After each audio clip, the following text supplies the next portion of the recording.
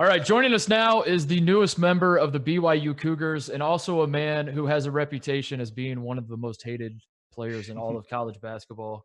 I feel like we should start there, Matt. You as around the Big Ten, this is not news to you. You know that you have that people don't like you. Opposing schools don't like you. My question to you is: was this development over your few years at Purdue into maybe the biggest villain in the Big Ten? Was this a surprise to you, or was this something like that you had all throughout like your youth? Have you always been a basketball villain, or was it like a new thing that happened once you got to Purdue? I would say it was a new thing when I got to Purdue. You never really expect to hear a whole stadium coming after you specifically. So that wasn't really something I was expecting at 18, 19 years old. But coming in Purdue, I kind of realized that I become that focal point of attention for people. And the way I always like to say it is, last year, so 2 years ago, Carson Edwards last year, he was scoring 25 a game. I didn't hear anybody say his name. Yeah, right. Yeah, I'm like the lightning rod. Nobody else is getting any flack. So I see it in that way. Well, Matt, you mentioned the flack, and it's your last name is Haarms. You're in harm's way right now, and the people in Indiana, they're very upset about the fact that you decided to, in their minds, leave them and not be a Boilermaker and to go be a Cougar with our coach, Mark Pope. We love Mark Pope. He was just on the program not too long ago. We'll put in a good word for you, for sure. We know it'll be a good year for you. But we have to mention Indiana. You go from a Painter to a Pope. Can we talk about that Painter era a little bit and talk about the Purdue experience? Because, like you said, you were a lightning rod for that Purdue team. So, therefore, you took the brunt. We remember the FUs from the great Bloomington crowd, the classy crowd there at Indiana that you dealt with, and you answered with a nice little tip in. Do you have an affinity for the state of Indiana still yourself? Because I would assume that you do. You're a graduate of Purdue, right? Right. I mean, I had a phenomenal time at Purdue. I don't want anyone to think any differently. I had a phenomenal time at Purdue. I greatly respect Coach Painter. I greatly respect the staff there and all the players.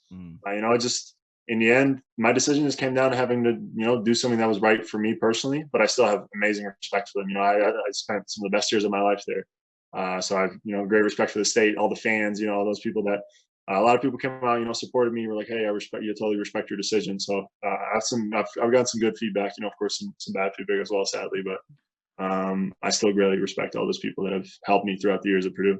Last night we were watching The Last Dance. We saw the crazy lady, the crazy Pacer fan lady who was screaming. And I don't know if you caught it, Matt, but Coach Pope was on the bench, kind of looking over his shoulder, like, "Will this lady shut up?" Have you talked to him about how insane people in Indiana are and what it's like to be? Because that was all I was thinking. Was just it was hilarious watching Mark Pope just look over his shoulder, like, "Will this lady shut up?" No, actually, we haven't actually talked about that. Just kind of kept it to basketball so far. Just talking about like, I only got here on Wednesday. I got the pro on Wednesday, so we've just been having conversations about basketball and how excited we both are to get started. But also, I missed because I'm in Mountain Time now. I was like, "Oh, it starts at 8," and then it was like 7:45, and my roommate walks in. He's like, "You watching The Last Dance? This is crazy." I'm like, "What?" So I missed like the first 45 minutes. So I didn't even catch it. Yeah, so I had well, let this be a warning, Matt. Do not get the pizza in Utah. Be careful. This is if you miss that part, let me just say, do not order pizza tonight. Make sure you vet your pizza place. So you just got the Provo. How does this work then? How do you commit to BYU? How do you go through the transfer process during a pandemic when you can't visit campuses? When just like the whole system has been thrown out of whack. What makes you pick BYU? Walk us through all that? Right. So I entered a transfer portal on like a Monday. I think it's a Monday. How does that work, by the way? How What was that like? What, it was like a moment in your life where you're just like, you know what? Hit enter. It's time to go. The transfer portal seems like such a magical thing. It feels like a slide. But I never got to see the portal. I never got to see any of that. I thought it was like a cool website you put your stuff into. No. So I make the call to Coach Painter. We have a discussion about it. I'm like, "Hey, sadly, I'm leaving." We have that discussion. After that, I call one of our compliance people that I worked with closely. And I'm like, "Hey, I want to enter a transfer portal." He's like, "All right, I'm going to send you this form, and you send it back, and you're in the portal." And then the NCAA sends you an email like, "Hey, you're in a transfer portal," and then just the calls just start flooding in. So I never got to see the mythical portal. You're gonna have to ask a coach about that. They're scouring the portal. They get to see it. I sadly never got to see any of that. Well, who was the first phone call that you got, Matt? I mean, can you tell us that now that you're past this point, that you've already committed to BYU? My first phone call. Honestly, what I did is was it Rick Pitino? Admit it. Rick Pitino did. I did get an email from Rick Pitino. An email. Love that. Yeah, but who was it? Honestly, I don't even know. So what I did is I got text from a couple media people like Evan Daniels, Corey Evans, those kind of guys, Jeff Goodman. They'll reach out. They want to confirm it. They want to make sure it's all true. Those are they want to get the scoop. And then they were like, just turn your phone off, dude. Just like turn your phone off. Get away from it because it's going to get crazy. And then by the time at night I'm looking at it and there's like 50 schools that called me, emailed me, on different phone numbers that I put one phone number in but I have 2 SIM cards. I'm European, so I got a European phone number still. So people are hitting me up on that, on WhatsApp. I got WhatsApp. Yeah. Love that. Email. So I got 3 platforms. It's all going crazy, but really couldn't tell you who the first one was. BYU was among the first, I think on that first day. What's the difference between being recruited coming out of high school or just basically before you've entered college versus being recruited as a transfer? What's the biggest difference? Well, I was a lot more wanted as a transfer, that's for sure. Yeah. Coming out of high school, like really Purdue was like the one option that I was like, this is like a significant like program that's good. And they're gonna help me. And that was like, it was like one of them and one other school was Washington State. That was like my 2 options in the end. So here it was like really different. I hadn't really gone through the process before. And I took the process too. Like all the people were asking me, like, are you like wide open? Because apparently that's not something that's very common. Normally I feel like apparently people have like a list in mind already. But no, I was wide open in it just because I was determined on finding out the correct place. The whole thing about no visits, honestly, to me was a positive. Just because I don't care about like the locker room. I don't care about how nice your facilities are. I know it's all nice. I know it's beautiful. Like every Division I school's got great facilities, got gear. You get the Nike shoes, all that stuff.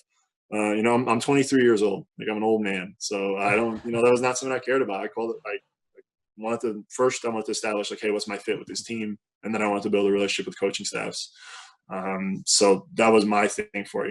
The people I really feel bad for are the 17, 18-year-old kids. They're trying to pick a place for 4 or 5 years now. And they have to make that decision with this lack of information that's just going on right now. So I feel sorry for them, but for me, I had all the information I needed. Well, you mentioned being European, and obviously, I think one thing you said you're old, right? You said you're 23 years old, but really you're not. You're 9 years old in basketball terms because you pick up the basketball at 14 years old. So this is all the things that you have to do for these NBA guys. So we have to spin the narrative. You're only 9 years old in basketball terms. You have a lot of room for growth, and you come over to the States. And then is it true that you played for Chauncey Billups' AAU team? And if so, why did you not go through the Chauncey Billups pipeline to Colorado to be a number 3 pick? Like we should have sent you to the West Coast because I think you would have thrived in the Pac-12. We're a Pac-12 podcast, so we would have really loved to seen that. Well, right. So actually out of high school, a school that was recruiting me was Colorado. But so I have a couple of visits lined up, and it goes Purdue weekend, Washington State a weekend, and then Colorado the next weekend. Wow. So I'm getting recruited by Colorado after playing for Chauncey Billups' AAU team. We're just in continuous contact. And then I'm on a visit at Purdue, and there's another kid, Evan Batty. And we're both on the visit. And like the day after my visit at Purdue, like the coach from Colorado calls me, he's like, hey, Evan Batty just committed to us. Like, we don't have a scholarship. So that was just the reality of the situation. That's just how way recruiting works. That's kind of, I learned that, sometimes you're not the first choice. So that's fine. That's totally fine. So sadly that hadn't happened. It wasn't happening for me, but I was super positive about Purdue after my visit there. So I was kind of already like, hey, that's less competition for me to go to Purdue now. So is Rick Smits a legend in the Netherlands? Is this a thing? As a guy who grew up in Indianapolis myself, I just imagine that Rick Smits is just like a god over there. Can you confirm or deny this, Matt? I mean, basketball sadly just isn't that big over there. We're the tallest people in the world. So you feel like it should be a lot bigger, but it's all soccer.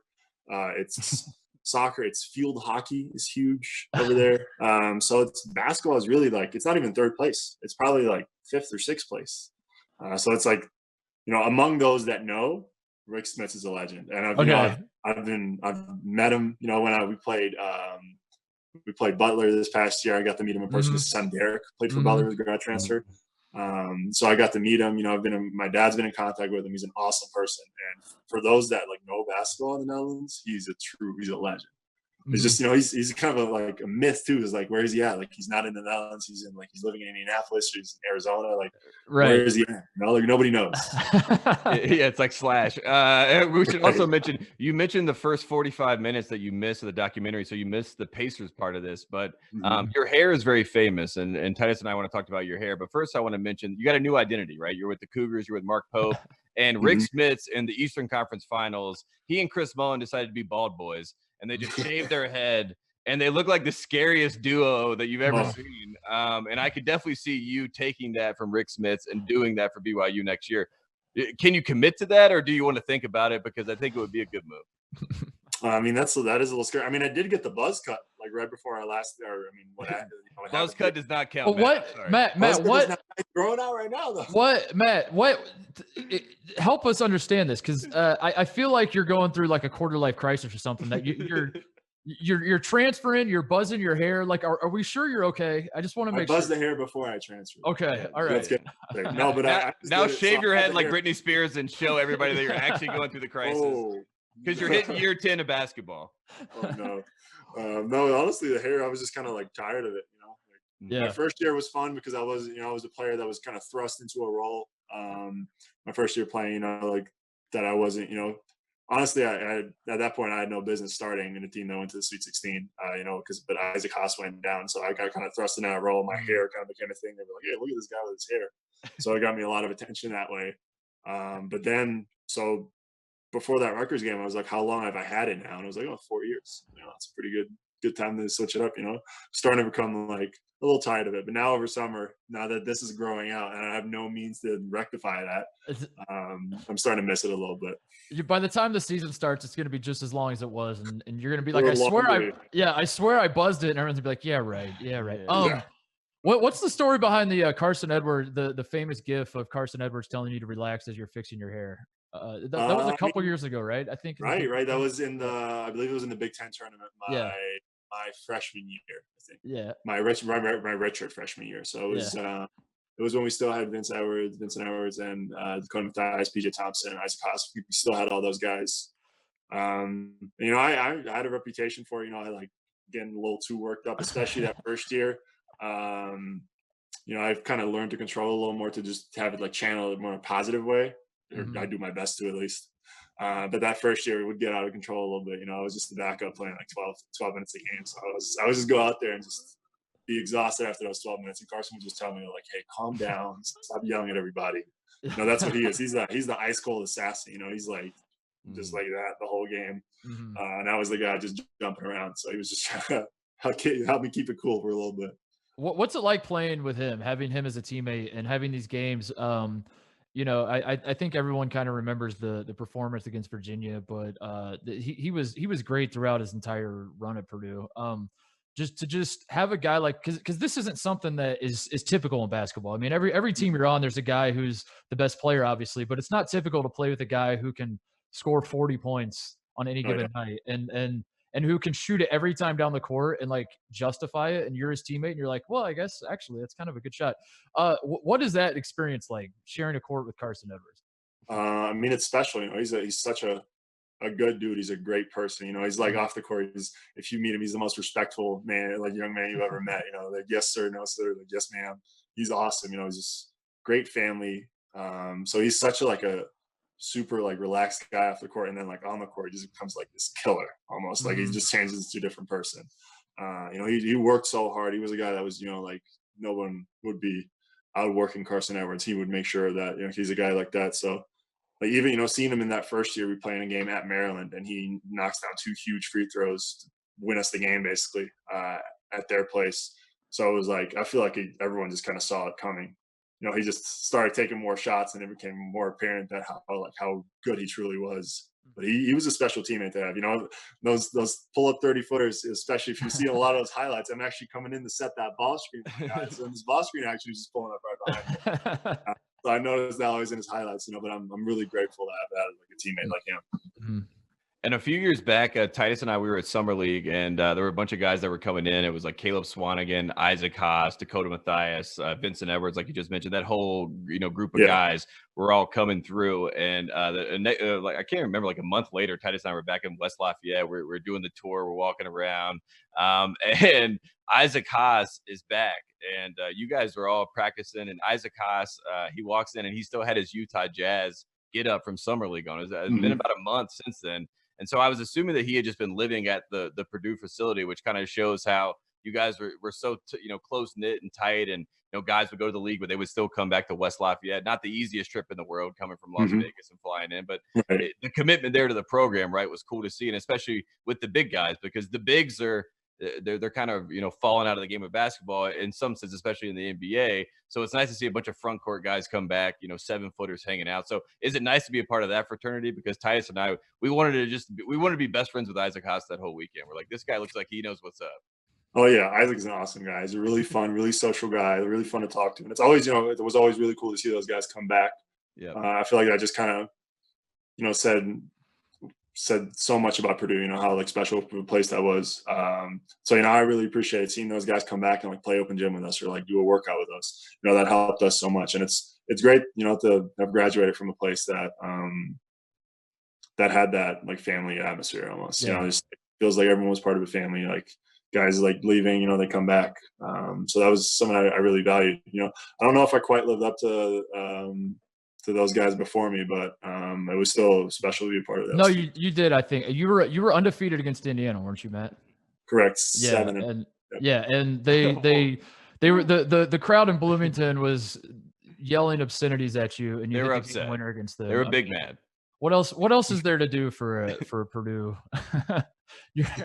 for Purdue basketball play? What is like did it get any worse than that? I remember wasn't there a game at Minnesota that you guys lost and a guy like rushed the court and flipped you off or something? Like what is the worst instance of hatred where you're like, all right, I mean, people hate me, but come on, bro, you're taking this a little too far. But is it the Indiana fans chanting "F you, Matt Haarms"? Is that the worst where you're like, whoa, this is probably, I don't want to give them too much credit. They leave early when they lose. I have to talk some trash now. They leave early when they lose. They're only there when we play them. We play all that kind of stuff. But this is great for all the Purdue fans. Yeah, keep talking, Matt. We'll clip this out. I gotta make him like me again. No, Matt, you're very much a Boilermaker. You're I think that was the phrase that got picked out because you got lumped in with the No Gel Eastern thing, and you guys are your own men and you had your own decisions and you graduated, and it's clear that you love Purdue. So yeah, I don't think you need to. I don't know.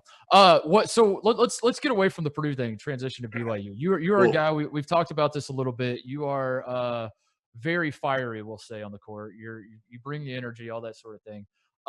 BYU fans, Tate and I have never been to a game in Provo, but we did this Fox Ultimate fan bracket thing, and BYU made a hell of a run. What are we going to see when you're on the court? Like the pairing of you with the BYU fans just feels like it might just reach a critical mass of just you going you're trying to pump everyone up. They're getting pumped up. And then it's back and forth, and then everyone's heads explode, and then it's I mean, I would even call it the big three because we got Coach Pope. Yeah, he's nonstop energy too. Like he's probably have more energetic than I am. Like he's everywhere. Like I'm excited on the basketball court, but I'm not as like a super outgoing social guy. Coach Pope is just everywhere all the time, talking to everybody. Like he's that guy. So it's like it's going to be such a fun combination. We have awesome fans. So many people reached out to me after I committed and like in support of me and saying like, hey, that's so awesome. You're coming to BYU. I'm a huge fan. So many people that are huge fans of BYU were reaching out. So I'm super excited, to hopefully be able to play in front of those people this year. We don't know, of course, how it's all going to go, how it's all going to go with the fans and stuff, but they've already shown awesome support without even playing in that building.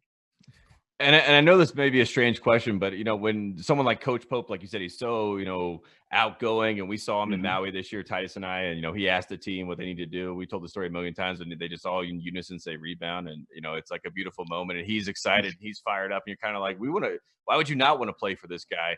When he's recruiting you there, to come play with this team, I mean, is it even about the guys that he already has, or is it just about Coach Pope? Is it about BYU, the program? Is it about, you just like the people in Utah? Like what specifically was it about this situation? Because it seems like there's a lot of momentum going on right now with BYU. Right. I mean, to me, it was just about, it had to be a combination of everything because, every school in the country was calling. So I could have basically gone anywhere. So it had to be almost perfect for me, as close to perfect as I could get it. If there was any doubt, I wouldn't have made a decision that I did. So that's why it was, everything just fit together. I saw a great spot for me, saw a great fit on the team, a bunch of great guys, that are really committed to winning, that are really committed to doing again what they did last year because they felt like it was taken from them. They have a lot leaving, so I have a great opportunity to come in there and hopefully, lead and be the reinforcements they need to be like that again, this coming year. And then, of course, the coaching staff is awesome. Coach Pope, Coach Burgess, Coach Robinson, Coach Feger, they're all just absolutely, that energy just is everywhere. That goes from the players to the coaching staff to just the support staff around it. Like, they're all there. That energy just permeates throughout that entire building. That's fantastic. I'm sure it's going to work out for you, and I'm sure it's going to end up being the right decision, Matt. But I selfishly wanted you to go to Kentucky just so Indiana fans could hate you more. Like the idea of you playing at Purdue and then playing at Kentucky, like I think you could have brought back the Kentucky IU rivalry, man. I think you go to Kentucky, IU fan, like they would have found a way for Kentucky and IU to play just so. I can't even imagine what that would have been like. How IU fans would have looked at you if you played at Purdue and Kentucky. I mean, it's easy. It would have been 8-0. That's yeah, easy. Exactly. It's a very difficult question. So how did Coach Pope? I assume the reports were true that Kentucky, like you seriously considered Kentucky as one of the. So as you're being recruited by Coach Pope, did this get brought up at all that Coach Pope played at Kentucky? Like, how does a coach? How does he?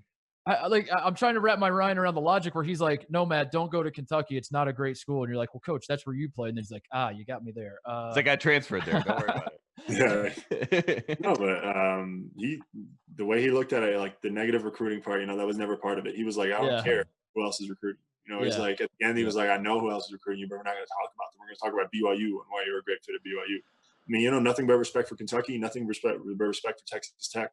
Those were kind of my final three. They run awesome programs, and I feel like, I think they're going to be extremely good next year. In that way, I just had to make a choice for myself. I think BYU is going to be very good, this coming year. So it was all, great respect for them, great respect for what they do with their programs. They wouldn't have been, like I said, everyone was calling. They wouldn't have been in that top three if I had like major doubts about them. But in the end, it just felt like Coach Pope and his staff just made me feel most comfortable to go there and to see that opportunity, and just the opportunity that's there for me, that's here for me, just seemed too good to not take. What has been the hardest thing being a guy that grew up in Europe and had to move to America? First of all, you don't really have much of an accent. Do people, when they first meet you, even is that a shock to people when you're like, yeah, I spent my whole youth in another country? And that there's that question. Then also, what has been the hardest transition? Would you say you've been here 5 years now? What is the thing about living in America that you're like, this is absolutely insane? I wish we had XYZ like we have back home. Honestly, hasn't been all that. That was like too hard to adjust to. But I love being here. I love how positive people are, especially when it comes to athletics. And something I think is too bad about Dutch sports sometimes, that people are. There's a group of people that I think, the people that I work out with, there's a select group of like really young, like younger guys that are all like working to get somewhere, and they're like lifting each other up.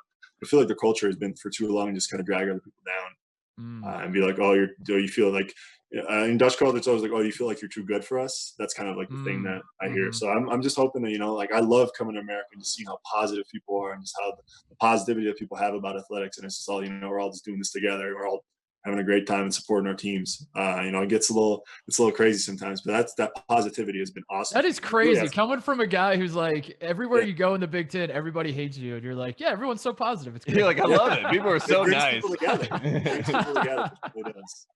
That's just special, right? Like you go to a place and everyone's unified in hating you. I mean, they're still unified and they're still like doing this all together and supporting their school. I mean, our fans are probably jeering at people, How much do you pay attention to that? I mean, obviously it's hard to ignore it when people are yelling at you when you're on the road, but just throughout, like, are you on Twitter? Are you, and are your friends hitting you up and saying, did you see what this guy said? Or is it something you just try your best to block out and just deal with when you go on the road and then that's it? I don't have Twitter anymore. I just have to get, it wasn't positive. It was like a negative impact on my mental health. So I was like, hey, just get rid of it. Hey, guys enjoy it, guys use it in like a positive way. That's cool. But I wasn't getting anything good out of it, so I just cut it out. Instagram is fun. I feel like it's just you get less hate on there. I still got significant hate when I committed, but it's that part of it is like not really the negative part, but yeah. You get people that are too caught up in it, they don't know what you're talking about. So, I mean, if I'm going to consider all those people's opinions, like, what am I doing? Right? I gotta say, man, this is amazing. Your attitude towards all this, just how I'm not sure what I expected. I mean, I didn't exactly expect you to be a villain, like you're portrayed a lot of times, but you just seem like you're so cool, calm, and collected about it all. And it's crazy because I think a lot of people would put themselves in your shoes and just be like, I honestly might just quit basketball altogether. I'd be like, this is insane that people hate me this much when all I'm doing is just trying to play. Yeah, I don't know. I'm very, very. I don't even have a question. I just want to say I'm impressed by basketball's fun, right? Like playing yeah. basketball. I love playing basketball. I have this huge love for the game. It's what I want to do. It's how I hope to, one day feed the family. So it's I love it so much, and it's just I feel like that's all just part of it. It's just part of being a competitor. That's just part of it.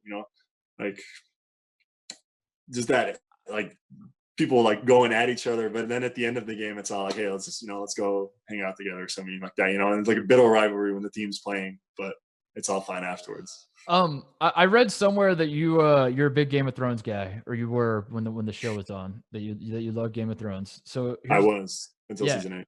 Well, this is my question to you, Matt. If you could redo the ending of any of these 3 things, what are you picking? Number 1 is season 8 of Game of Thrones. Number 2 is the Virginia game and the Elite 8. And number 3 is the 2010 World Cup when the Netherlands lost in extra time. Elite 8 easy.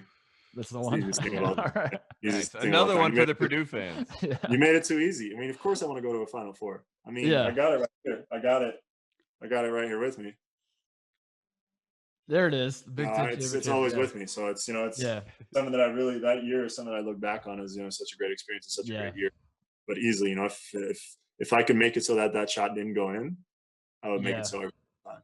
I mean, that's the dream of if someone playing the sport to go to the Final Four. Yeah, that's what every kid dreams of.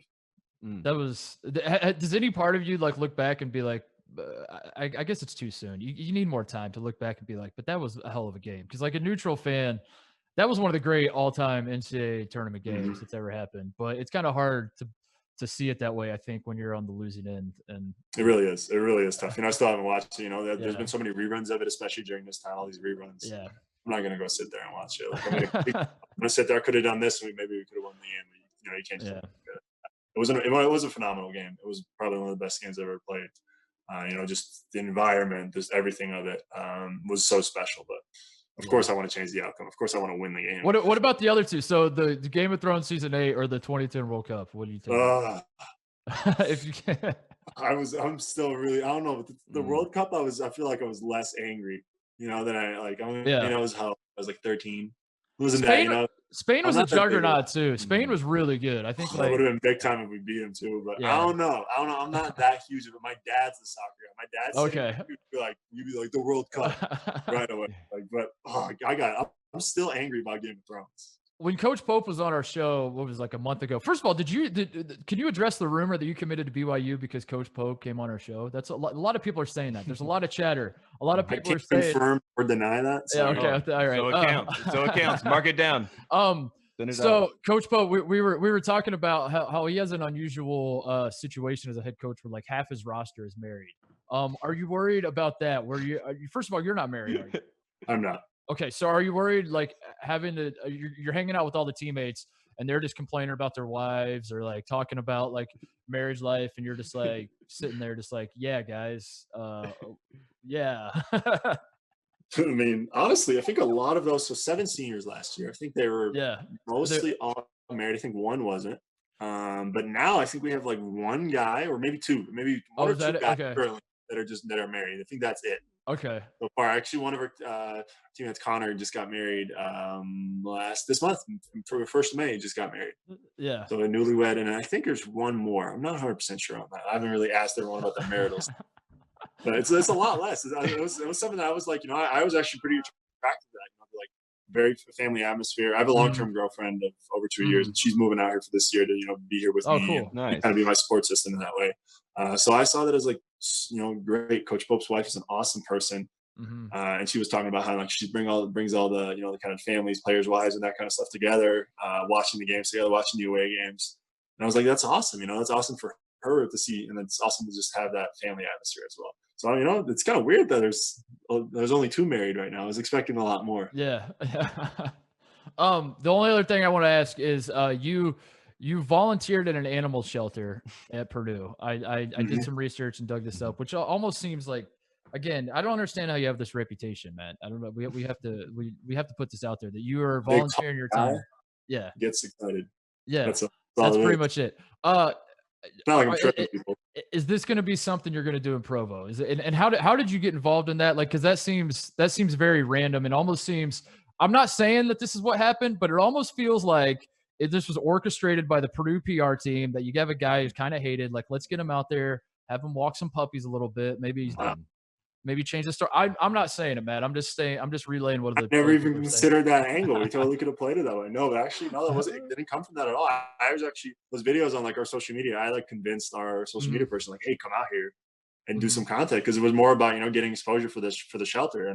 And so someone who works there, someone who's like involved with the shelter, they like contact me like, hey, we would love to have you, come out and volunteer. I don't see it. She reaches out to my mom.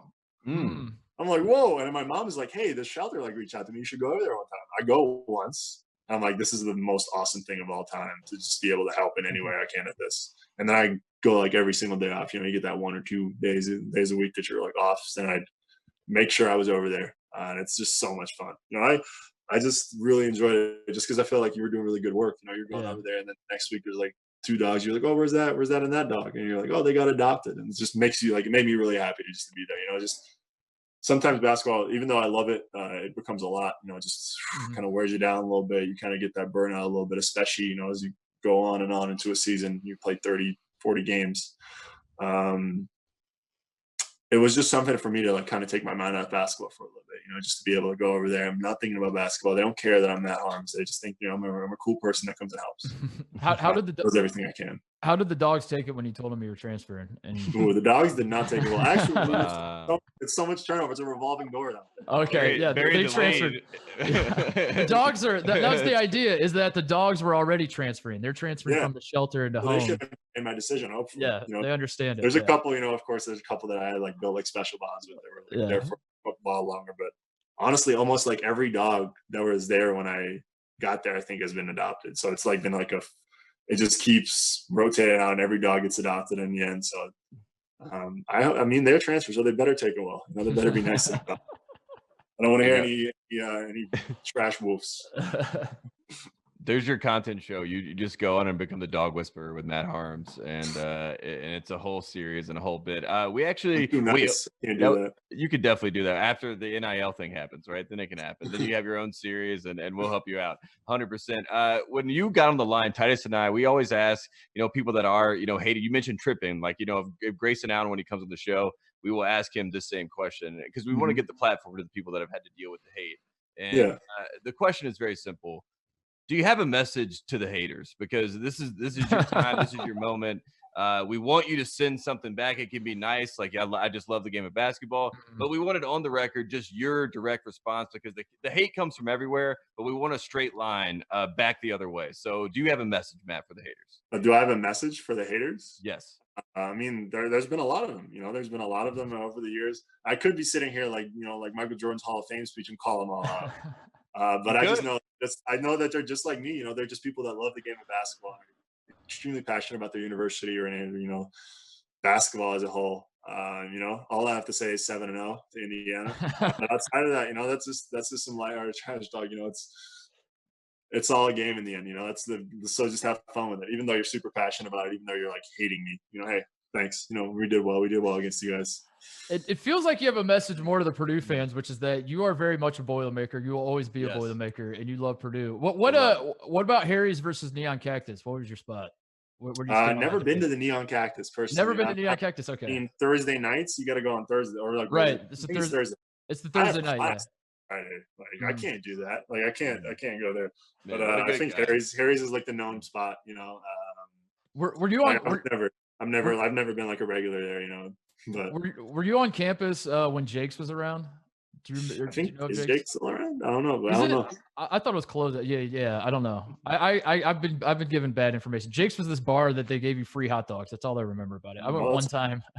I would have been there if it was, You would have stayed if they had. A hot dog and leave. Well, Matt, thank you so much for joining us, man. Good luck this year. Yeah, we hope we did our little part to tell the world that there's let's change the narrative, Matt. Yeah, let's change the narrative. But honestly, it doesn't seem like you care. It seems like hate away. He doesn't care. Matt Haarms does not care. You can hate him if you want. You can love him if you want. He's going to be himself, and we love him for it, man. I'm playing basketball. I love playing basketball. I'm going to continue playing basketball no matter what anybody says. All right. And we love the Dutch. We apologize. Better not hear you talk anything. I can talk because I'm from there. If I hear you repeating anything what I said, you guys are No, we love them. Have a conversation. Never again. You're our Dutch correspondent. We'll bring you on next time we have a question. Okay, perfect.